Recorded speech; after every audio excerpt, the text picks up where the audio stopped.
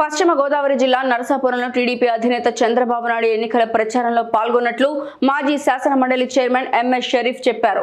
హెలికాప్టర్లో మండలంలోని స్వర్ణాంధ్ర ఇంజనీరింగ్ కళాశాలకు చేరుకుని కాలేజీ విద్యార్థులతో ఇంటరాక్ట్ అవుతారన్నారు. అనంతరం రోడ్ షో నిర్వహిస్తూ స్టీమర్ రోడ్డుకు చేరుకుని అక్కడ బహిరంగ సభలో పాల్గొంటారని షరీఫ్ చెప్పారు. ప్రతిష్టాత్మకంగా జరగబోయే సార్వత్రిక ఎన్నికలలో ప్రచారంలో భాగంగా తెలుగుదేశం పార్టీ జాతీయ అధ్యక్షులు శ్రీ నారా చంద్రబాబు నాయుడు గారు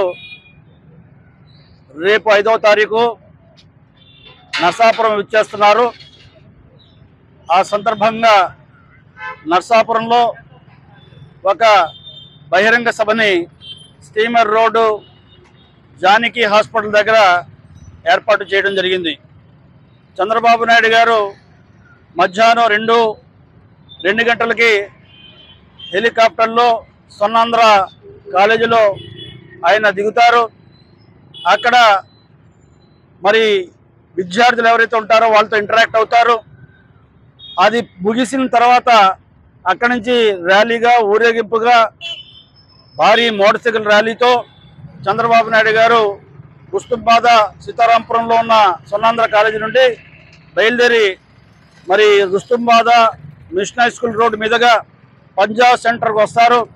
పంజాబ్ సెంటర్ దగ్గర కూడా ముస్లిం సోదరులతో అక్కడ కాసేపు వాళ్ళతో మాట్లాడతారు.